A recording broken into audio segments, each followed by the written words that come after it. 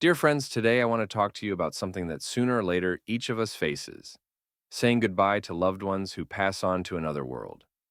I know that this topic resonates with pain in the heart because losing a loved one is one of the most difficult trials in life. Perhaps right now, you're going through this challenging period or supporting someone who has lost a dear person. Each of us experiences loss in our own way. Some immerse themselves in memories, spending hours looking at old photographs and sorting through the belongings of the departed. Others try to drown out the pain with work or new activities, and some seem frozen in time, unable to accept what has happened. We often notice that, even long after a loved one has passed, the pain does not subside, and the sense of loss only becomes sharper. Why does this happen? Why do some people find the strength to continue living while preserving a bright memory of those who have passed, while others seem to remain stuck in the moment of farewell, unable to move forward? The fact is that, in addition to physical separation, there's also an energetic connection between the living and the departed. And today, we will talk about how to properly build these relationships and how to release the soul of a loved one with love. This does not mean forgetting or betraying the memory of the departed. On the contrary, it is the highest act of love we are capable of toward those who have left the earthly world. Sometimes, our grief and unwillingness to let go can hold back the souls of our loved ones, preventing them from continuing their journey in the spiritual world. Many of you have probably heard the phrase, "the soul must be released." But what does this really mean? The soul is eternal energy, which, after the death of the physical body, continues its existence in another dimension.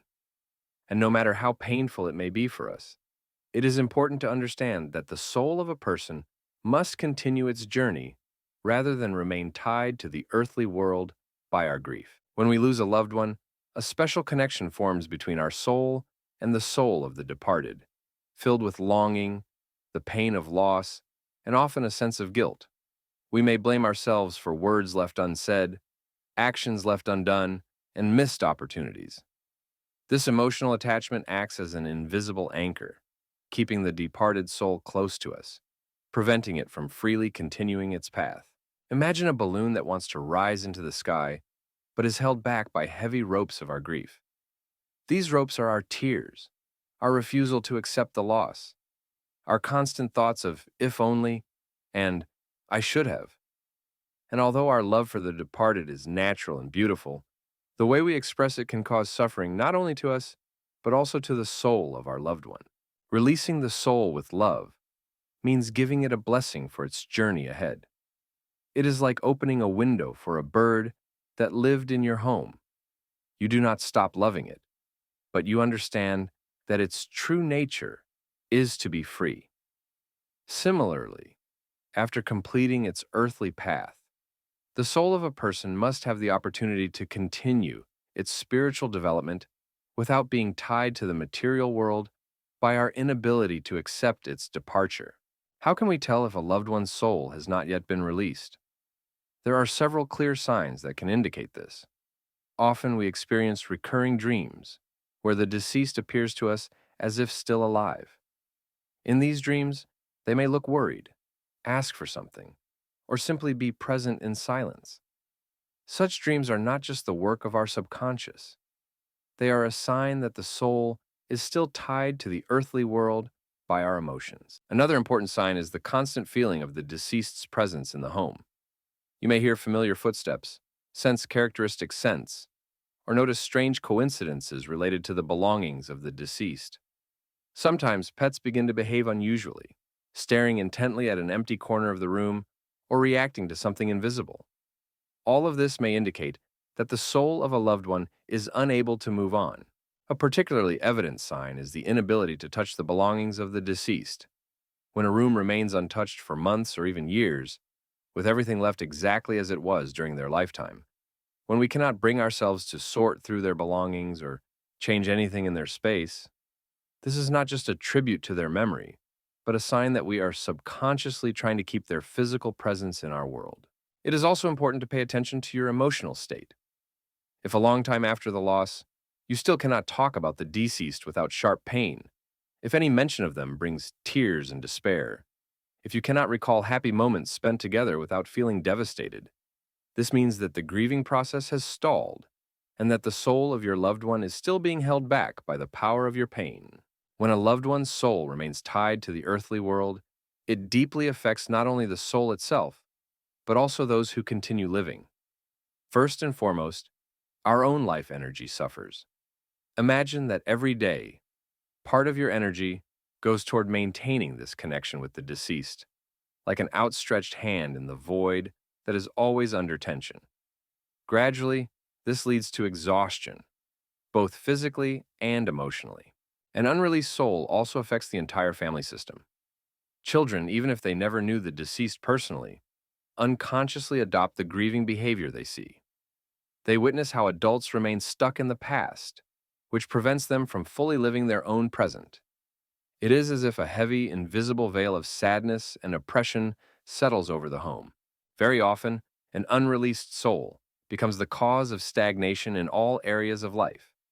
A person stops making plans for the future, postpones important decisions, and refuses new opportunities. How can I be happy when they are no longer here? This question becomes a barrier to any positive change. Life seems to freeze at the point of loss, and all events begin to be divided into before and after. Moreover, holding on to the soul of the deceased can manifest through various negative events in the lives of loved ones. Relationships with others begin to break down, health problems arise, and financial difficulties appear. This happens because the energy of life cannot flow freely where such a powerful energetic block exists.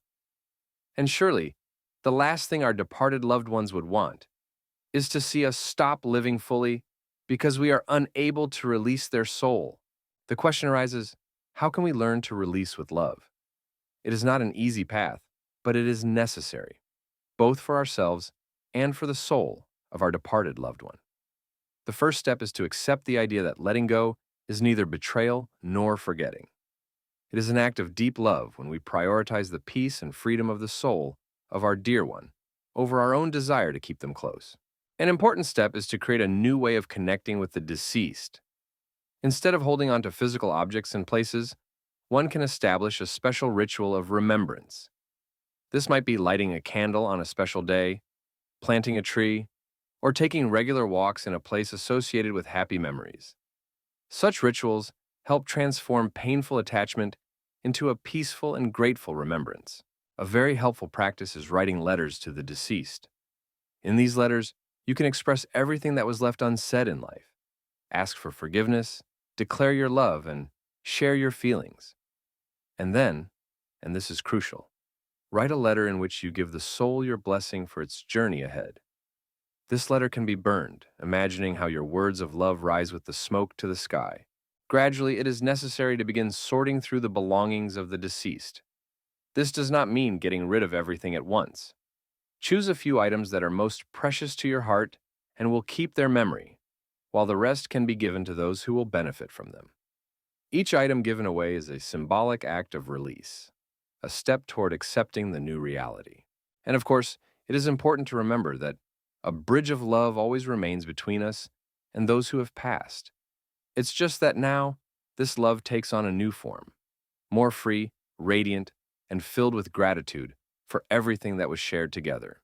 How can you tell if the process of letting go of the soul is happening correctly? First of all, you will notice that the quality of your memories of the departed person changes. If before, any mention of them caused sharp pain and tears, now you find yourself able to remember with a light, gentle sorrow. You begin to notice that you can smile while telling stories from your shared life, that the memory of your loved one starts to bring warmth instead of pain. An important sign of proper release is the emergence of inner peace and acceptance. The torturous sense of guilt fades away, and thoughts of how things could have been different stop tormenting you. You come to understand that everything happened as it was meant to happen, and that every moment spent together was a precious gift. You no longer ask, "Why did this happen?" But instead, you learn to accept the natural course of departure as a part of life's journey. Dreams also begin to change gradually, if they still come. Instead of troubling visions where the departed appears confused or calling you to follow, peaceful and luminous dreams may come instead. In these dreams, your loved one may appear happy, serene, as if letting you know that they are fine. And sometimes the dreams cease altogether, which is also a good sign, indicating that the soul has found peace. A new sense of the departed person's presence also arises in your life. It becomes more subtle, more gentle. You may feel their invisible support in important moments, notice kind signs and meaningful coincidences. But now, it is no longer a heavy, oppressive presence. Rather, it is a light, almost imperceptible touch of love that exists beyond time and space. I want to share with you a real story that illustrates how important it is to learn to release the souls of our loved ones with love. This is the story of a woman who lost her mother and, for almost 2 years, could not cope with the loss. Her mother's room remained untouched, everything left exactly as it was when she was alive. Every evening, the daughter would go there, sit at the edge of the bed, and talk to her mother for hours, crying and sharing her problems.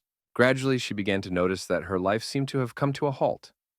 Her young daughter was afraid to enter her grandmother's room, her husband stayed late at work more and more often, and she herself had almost stopped going out, sinking into endless grief. But one day, something happened that changed her perspective. She had a dream in which her mother stood by the window with a sorrowful expression and said, "My dear, let me go. It is hard for me to see your tears. I will always love you, but you must move forward." That dream became a turning point. The woman sought help from a psychologist and began gradually sorting through her mother's belongings. Some of them she donated to a nursing home where her mother had once worked. From several of her mother's scarves, she made a patchwork quilt, one that now warms her, not just with its physical warmth, but with cherished memories. She transformed the room into a nursery for her daughter, and for the first time in a long while, laughter echoed through the house again. Now, this woman says that she feels her mother's presence in a completely different way, like a loving, supportive blessing. She has learned to remember her mother with a smile and gratitude, telling her daughter beautiful stories from her childhood.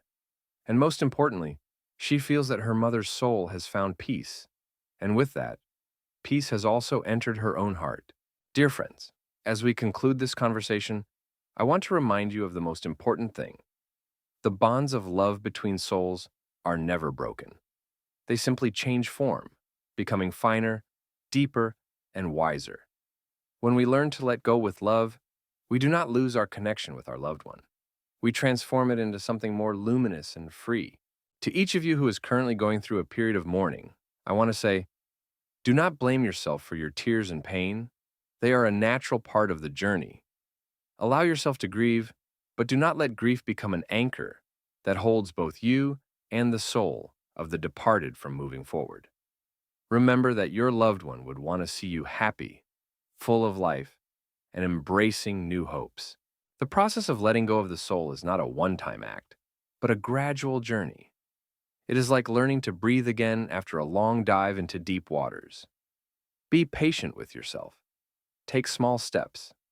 Light a candle, plant a flower, start a memory journal. Do whatever helps you feel connected to your loved one without keeping their soul trapped in sorrow.